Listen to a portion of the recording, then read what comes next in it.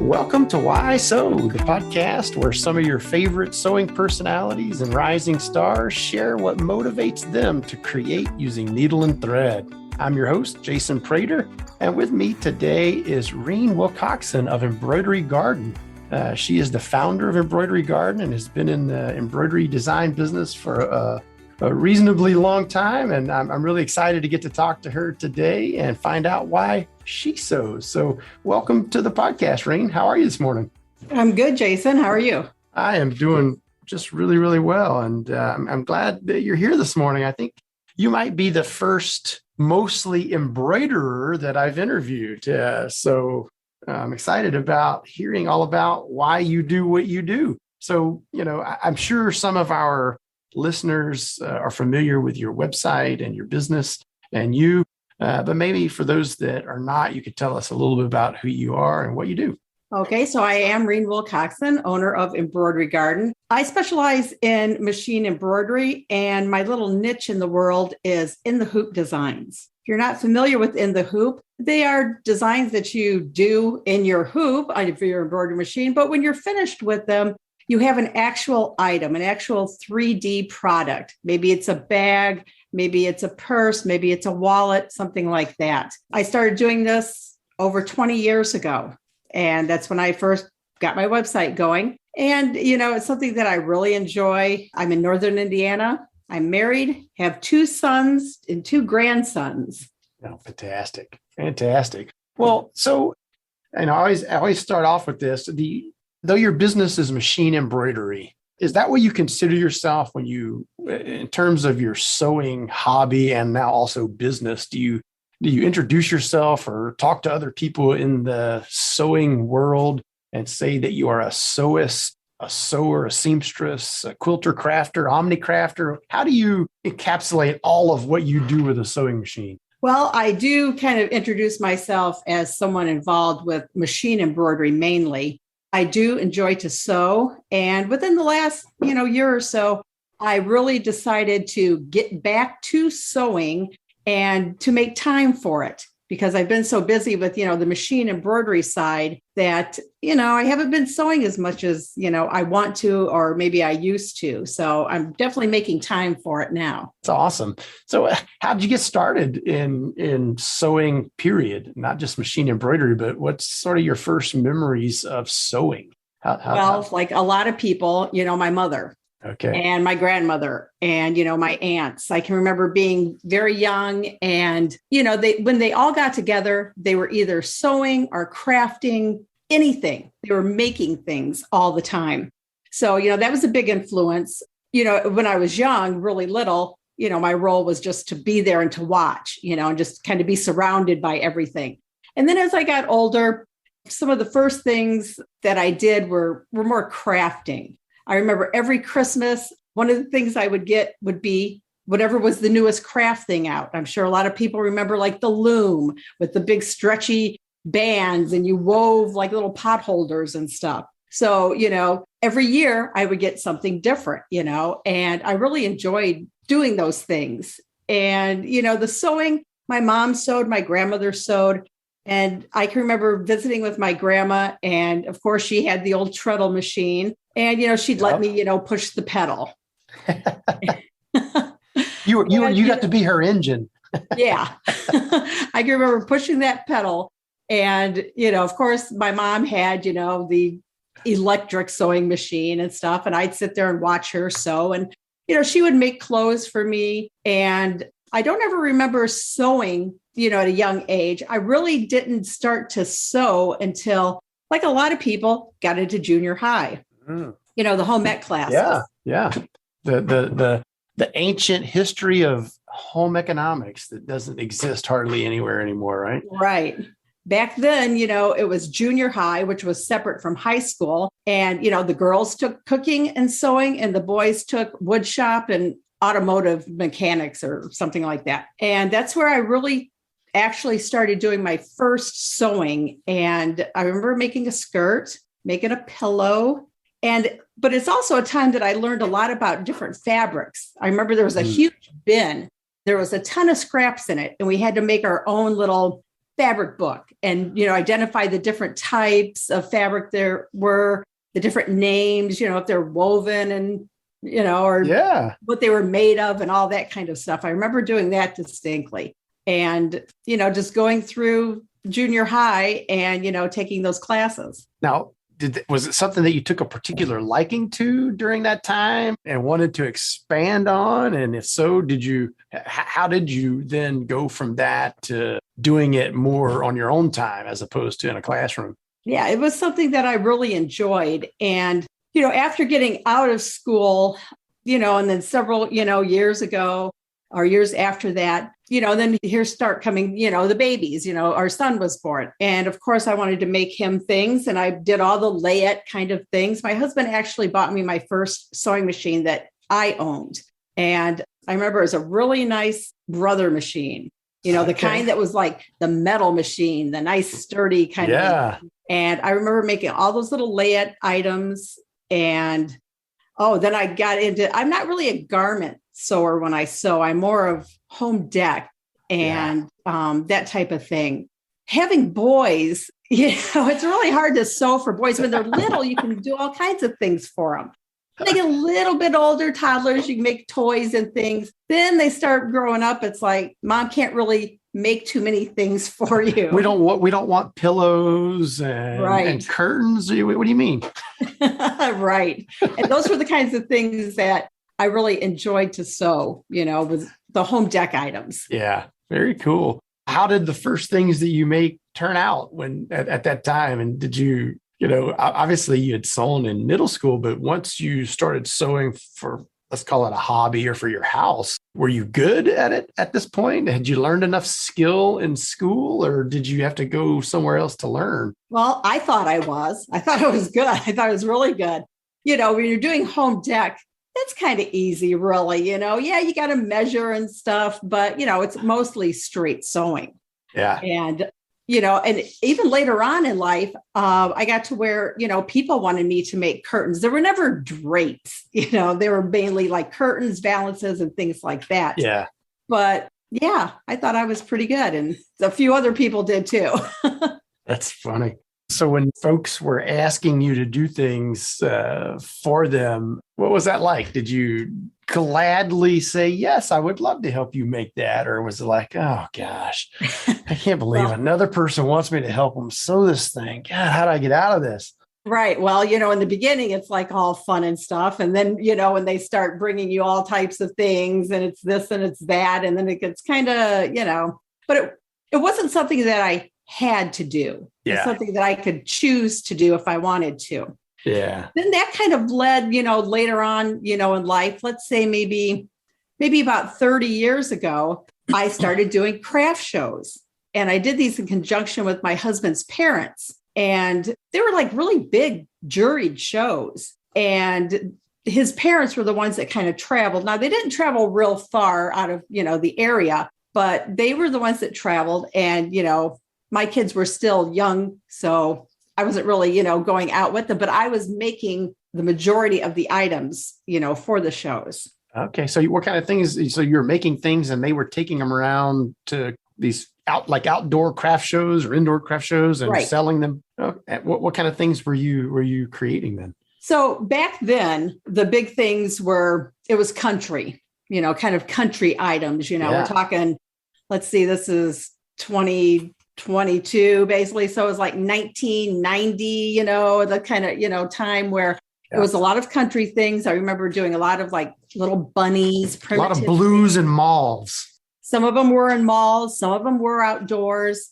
Some of them were in the smaller convention centers and things like that. My father-in-law, he did like woodworking to kind of go with the stuff. Okay. And we did that for, I'm going to say, close to 10 years. And then we kind of like hit a plateau, and then the shows, in my opinion, they started going down, they kind of started going downhill. And then that's when machine embroidery came along for me. And after that. How did you learn about machine embroidery? What's your first memories about machine embroidery and what intrigued you? Well, something happened to my sewing machine and I had to take it in. And I didn't even know that there was a dealer in our little town. And so, I looked it up and, there was one close by. I go and I take my machine in to be fixed. I'm talking, to the guy and stuff about it. Out of the corner of my eye, I see this machine and it's just stitching and no one's by it. It's stitching all by itself. What is this and I'm magic? Right. And I'm like, what is that? And so, of course, being a dealer, they start talking to me about it and telling me about it and everything. And when I left and went home, that's all I thought about was this machine.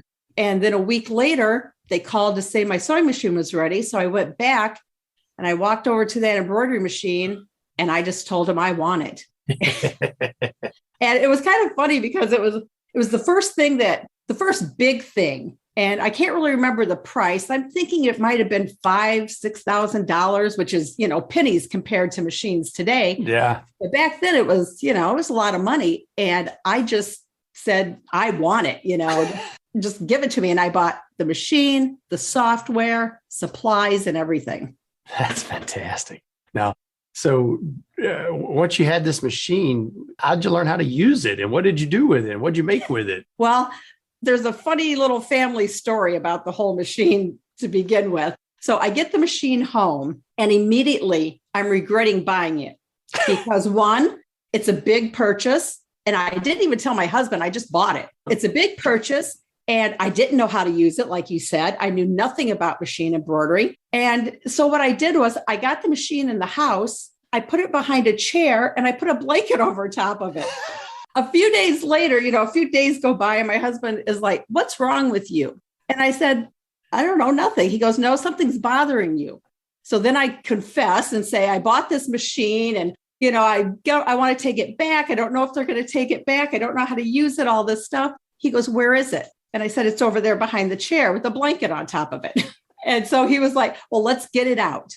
And so we got it out and, I set it all up. And then I went back into the store, to start asking them, how to use it, about stabilizers and all that.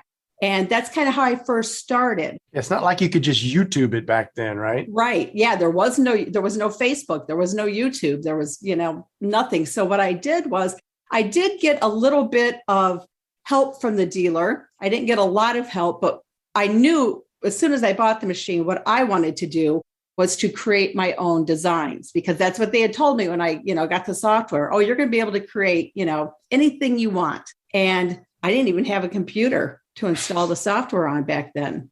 I had to use our son, was almost a teenager. He had a little Apple computer. And so he had to install the software on it. And I had to, wait for time when he was at school so I could use the computer to do my stuff. That's awesome. So you you said something there that's interesting to me. So you were already thinking about, you hadn't even really used this machine yet, but you're already thinking, I want to make my own designs. Right.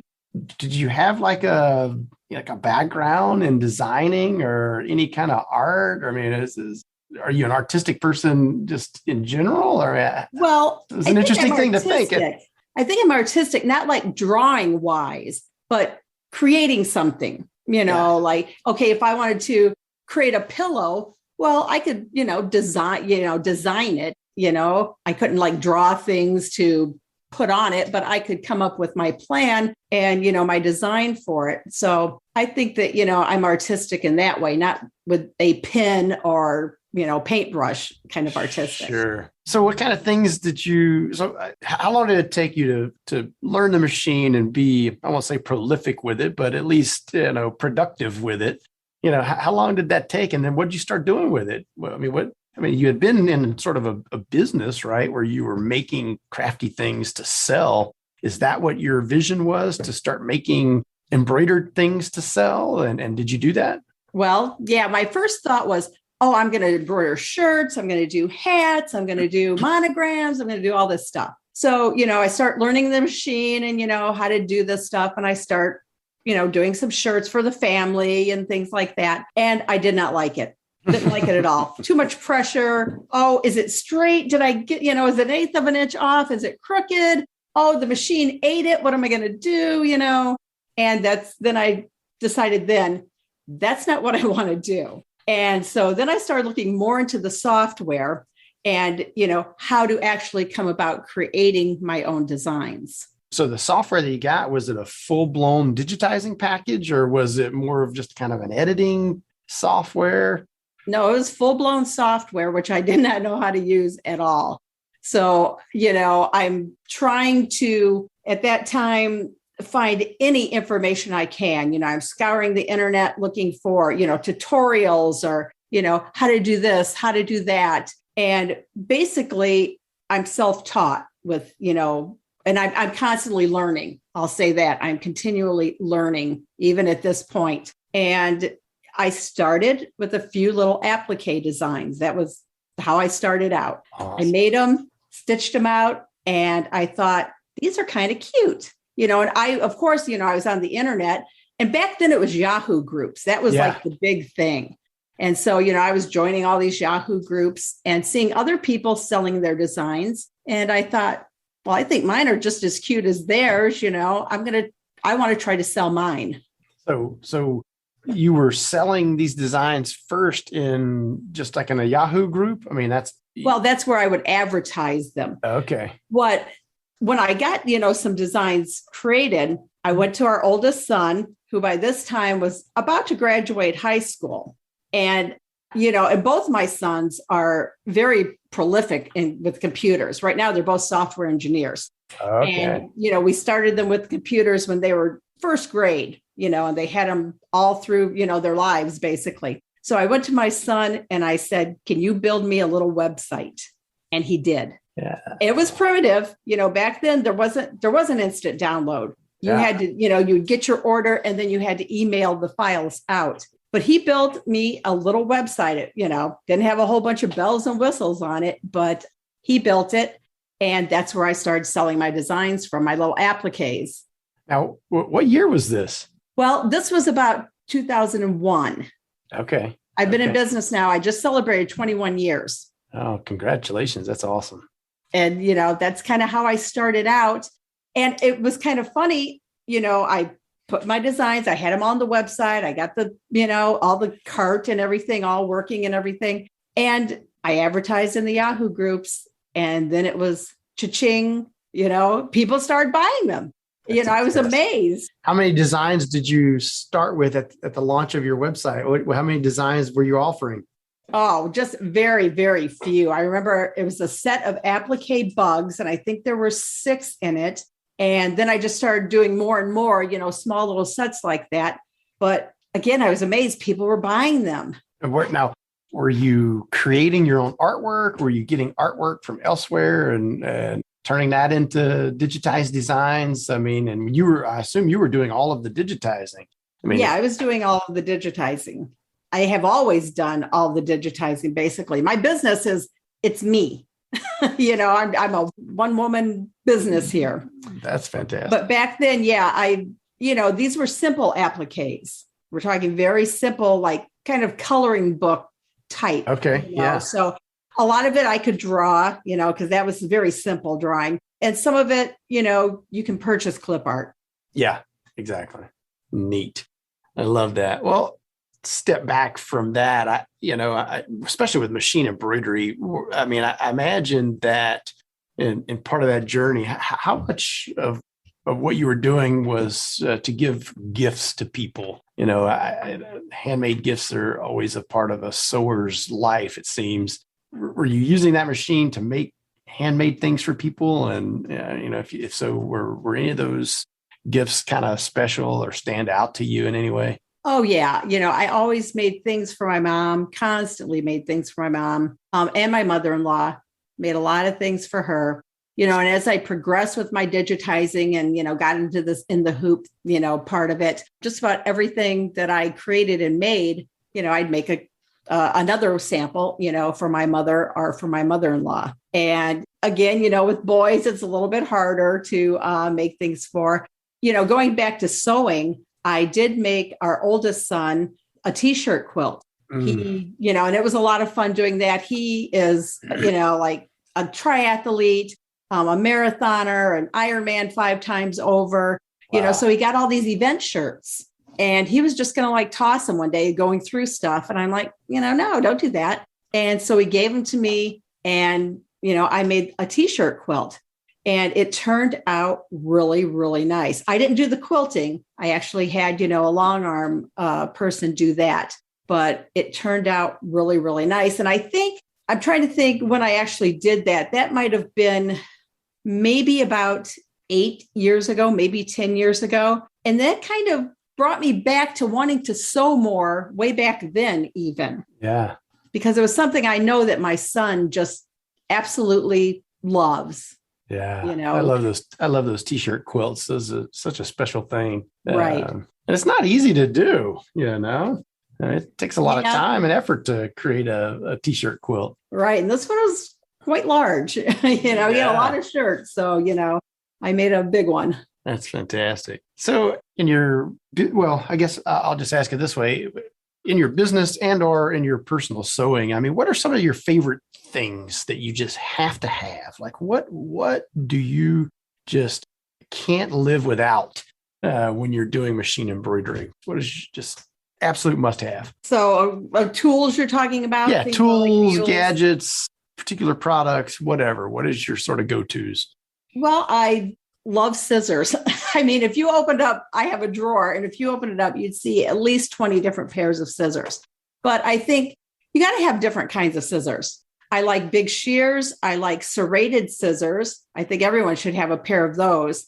Of course, tiny little snips, pinking shears, a rotary cutter. Let's see, rulers. I kind of become a little ruler hog. And so I have quite a few of those. Going to machine embroidery, my machine, I've bought every single hoop there is for it. So, I like to have every hoop, even though you buy a machine, it only comes with certain hoops. I go and I get all the extra hoops because I like to have every one of them because they serve a purpose, Yeah. And let's see, I'm looking around my room right now at the things that I really love. I have a gravity feed iron that I absolutely love. Because I like to steam everything. I like to press everything as I go along in a project. Yeah, that's important. So how did you learn about, or what attracted you to starting this sort of in the hoop stuff? You see a lot of people out there nowadays, it's become pretty popular technique doing these in the hoop projects where you can sew a bag or just all sorts of stuff in the hoop nowadays. Where'd you first see that or come across that notion? Well, as I was starting to sell my appliques and little, filled designs and that kind of thing on my website, I was also building my own Yahoo group. And even today, that's where a lot of my customer base and my loyal followers have come from. They've been following me since those Yahoo days. And I had someone post in my group. They wanted just they said like a lollipop holder so that their daughter could give it out at school. And I'm like, what? How am I going to do that? What are you talking about? And she said, it could just be felt and have a couple buttonholes in it and have Happy Valentine's Day or something related to it. So I created it, and it was 2 pieces of felt with 2 buttonholes in it to stick the lollipop stick through. She loved it. I put it up in my group. Everybody loved it. And so from that simple little design, I was hooked. And then, today I'm creating purses that have 3 zippers in them, separate pockets, all fully lined, all in the hoop, in just one hooping. So it's kind of hard to explain how you go from a lollipop holder to, a big purse with different compartments made in the hoop, but it was a process. Yeah. And every time I start a new design, it's really a new process again. I have my own techniques that I do, but they're like puzzles to me. I was going to say, those in the hoop projects, you kind of have to have the right brain to think through, okay, I'm going to need to do this step, and then the machine's going to do this, and then I need to cut that and whatnot, but I got to have this taped down for it doesn't move. There's a lot of moving parts to some of those designs, right? Oh, yes, definitely. I used to, prior to COVID, I taught and traveled for probably about 5 years, across the country, going to various stores and venues, teaching my designs. And one of the questions that I was asked almost at every event was if I was an engineer or if I had some type of mathematical background. And it's like, no, I hate math. I can't even, I got to go to my kids or my husband to help me figure out, some math that I need to do. That's awesome. Well, let me ask you this. It's kind of a good segue into this question. There's a lot of women, obviously, in this industry, a lot of very successful women business owners, and it's such a neat industry because of that. I just wonder how you view how sewing has provided you an opportunity in your life. I didn't get to ask, did you ever do something else for a living other than your business in sewing? But, how has sewing provided you with opportunity, and what do you make of that? Well, sewing has provided me a lot of opportunities, and, the machine embroidery, I've met tons of people. I've developed relationships with companies. I've collaborated with people, throughout the years. And, it allowed me to do a lot of traveling. I can't tell you how many states that I went to that, I've taught at. I've written numerous blogs, magazine articles, and all this came about because of what I do and just the opportunities that it brought to me, to, how one thing leads to another, networking and stuff. If you would have asked me 20 years ago, if I would have thought I'd be doing what I'm doing today or, have the opportunities that I have now, I would have said, no way, that's not going to happen to me, but it did. That's cool. Are there any people specifically in the industry, that have played an important role for you, particularly other sewists or makers or, other business owners or business leaders that have helped you in some way or that you admire for some specific reason that stand out to you? Well, there's Angela Wolf, Joanne Banco. I met both of those at one of the very first events that I did. Blaine Austin of Sewing Machines Plus, he was a big influence in getting me out there to do all the teaching and the traveling that I did. John Douthit of All Brands really promoted me towards Brother, and I ended up writing a project book for them on one of the machines. Oh gosh, there's just so many people that I met, so many store owners that I met. Amy Bauman. I even got to be on It's So Easy TV, so it's through all these people and just, like I said, the different things that everything leads to, like try doing one thing and it leads to something else and something else. And so there have been a lot of people out there who have helped me and influenced me. So, thanks to them. Yeah, that's a common theme within the industry. So many helpful people willing to give, their time and their energy and help other people. Even in many cases, I've seen it with competitors even, that are just willing to help one another. And I think it makes this industry very unique for sure. Right. I have a group of friends who kind of do, the same thing that I do. They create designs, they have a website, and we all support each other. There's none of this, backstabbing or I'm better than you, or I want to, get ahead or, get over on you or something or go quicker than you or anything. We support each other. We promote each other. And it's nice, it's nice to do and nice to hear about people doing. Absolutely. Is there anything that you've wanted to sew outside of machine embroidery, but it's like some certain technique or something that you just haven't had a chance to try yet, but you'd really like to do, kind of a sewing bucket list item? Is there something out there like that for you? Well, going back to high school and doing, the skirt and the little projects that you did, I kind of wish I would have stayed and learned about garment sewing. The garment sewing I do now are family pajama pants. I mean, that's as far as I got with the garment sewing. For the obligatory Christmas picture. Right. But, I wish I would have stayed with that and learned more about that. Even though I've made, like I said, the t-shirt quilt for my son, I really now am kind of getting more into quilting, more of the piecing. The t-shirt quilt, that's the front of the shirt, some borders and things, but I want to do more actual quilting, patterns and sewing together, but that can lead back to the machine embroidery because you can piece and quilt in the hoop. Yes. Yeah, that I was, as you were describing, I was thinking a whole new line of designs from Embroidery Garden, piecing and quilting in the hoop. Why not? Right. It kind of crosses over. And that's kind of what I've been trying to do, at least for the last year, is kind of cross over, to the sewing people, to the embroidery people, and kind of try to mesh them together and bring them both, kind of towards me, to my business and stuff. Because, the people who have sewing machines, some of them have machines too that embroider and vice versa. And maybe they don't use one side of their machine or they're not using it as much.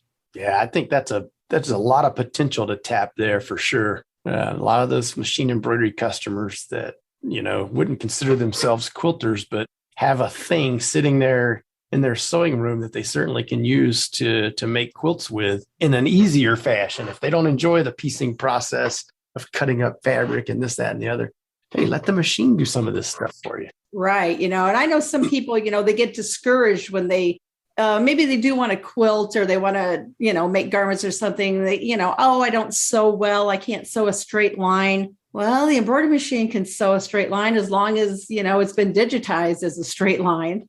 Yeah. Oh, that's a neat one. How about garment sewing in the hoop? Well, some people do doll clothes, but yeah, something to think about. Yeah. The hoops have certainly gotten large enough to make various segments of the garment, right? Right. I love the big hoops too. I look at that hoop as a huge canvas, and it's like, what can I make in there? Like you said, they're bigger and bigger, and it's like pretty soon, you're going to be able to maybe make part of a garment at least in it. Yeah. Well, I mean, now with the long arm quilting machines, basically you can embroider or do electronic designs across the whole width of a darn quilt now. Right. I know people can't see the quilt behind me, but my friend did that. She just got a long arm and she's using machine embroidery designs in her long arm to quilt things. And it's amazing. Yeah, the technology has changed so dramatically. It's pretty cool. We like it because it takes a lot of our products to make those things. Right. What are you working on right now, Reen? What are you sewing right now that you'd like to share? Well, I just put out a few new designs on my website recently, but I am a Shannon Fabrics brand ambassador. So I have been working on, there's a series of 5 blog posts that I've been doing. So I just finished that up. I've got a collaboration with someone else that I'm working on that I've got to, get these things done and sewn. Just, and actually there are a few other collaborations that I got to do too. So that's kind of taking my time up right now at this point. I do want to create a few more purse designs in the near future. I got to kind of get out from underneath a few deadlines I'm under right now. Pesky deadlines. Yep. So how about this? When you aren't sewing, what might we find Reen doing with her spare time? What do you enjoy doing outside of sewing in your business? Well, I used to love to garden, and that's probably part of where my business name came from, Embroidery Garden, because I always had a huge flower garden, which was an influence from my mother-in-law. And when I started, though traveling and teaching, my huge garden kind of started getting a little weedy and I couldn't keep up with it. And so we did kind of dig it up and, have sod put down over that, so I used to love to garden.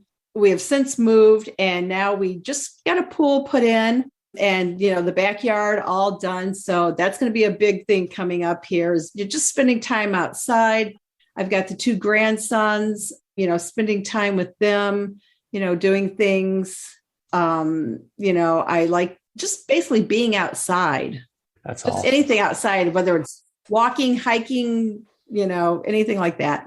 Fantastic. Well, it's the time of year for it now, right? Yeah. Well, this has been a bad spring here in Northern Indiana. So we're really looking forward to, some nice summer weather coming in. Yeah. It's been a little warm here, so you can have some of ours. Are you in Louisiana? No, actually, I am from South Louisiana, but no, we're outside of Atlanta. Our offices are about 25 miles north of Atlanta. Okay. I saw that fleur-de-lis behind you. I thought Yeah, it could be no, from Louisiana. I am a Saints fan. That is that if you can tell, that is actually Eric Drexler gave that to me. That is 100% free motion embroidered.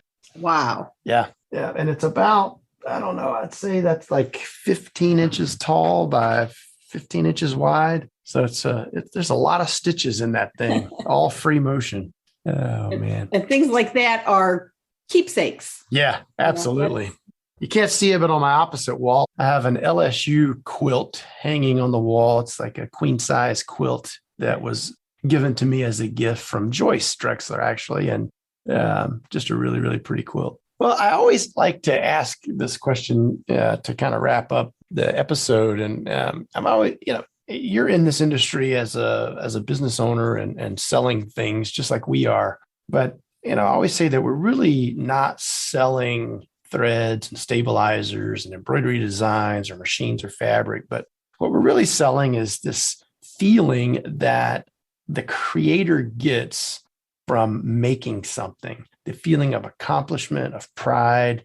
Would you agree with that? And if so, how has that viewpoint sort of impacted your own sewing journey?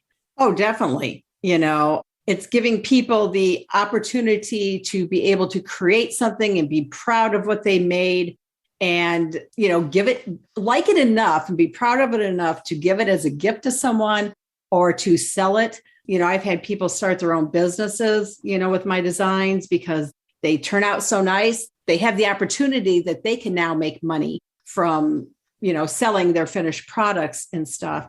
And it does make you feel good that, during the time I was teaching and traveling, people coming up to me and, just telling me, how much they enjoyed, stitching my designs and, that they were able to make their grandkids happy because, they made something special for them or, they made their mother something and, she really loved it or, whatever. It does make you feel really good that, that people enjoy what you do as much as you enjoy creating it. Yeah, absolutely. You couldn't have said it much better. It's fun to watch people create. As a younger person, this is my 28th year in this business. And as a younger person, a lot of my friends, like, what kind of business are you in? It's like, well, yeah, the sewing, home sewing, embroidery, quilting. And it's like, wow, people still do that. And it's like, there's a lot of really cool people in this industry and we're selling products that people don't have to have. They want them and they do really neat things with them that make them feel good. And there's not much better feeling than that, providing those kinds of things to people, knowing that they're enjoying doing things with your products, not that they have to do something with your products. So, yeah. Right. And I think a lot of people, they just enjoy taking that time for themselves and, sitting down and sewing something or, using their embroidery machine to make something or embellish something. And, they just take pride in it and they love it and they want to share it with everyone else too. Yeah, that's key word there. This industry is full of those people, both on the business side of things, but the consumer side, they love to share and help each other and teach each other. So, well, dang, Reen, I've enjoyed talking to you today. I'm baffled that we've never met before on the road somewhere, but maybe we'll see each other somewhere down the road here and get a chance to talk face to face. Appreciate you coming on today and telling our customers all about yourself. Well, thanks for inviting me. I really enjoyed it. Yeah. So if listeners would like to learn more about you, they can find that information at embroiderygarden.com, correct? Correct. And so all of your designs, teaching engagements, virtual classes, all of those things can be found from that same website, correct? Right. And I'm also on Facebook and Instagram. Fantastic. Well, thanks again, Reen. And until we see each other on the road, you take care. You too. Thanks. All right. Bye-bye. Thank you for listening to Why Sew with Sulky. Give us a rating or a review and be sure to shop your favorite Sulky products, including threads, stabilizers, kits, and more at sulky.com.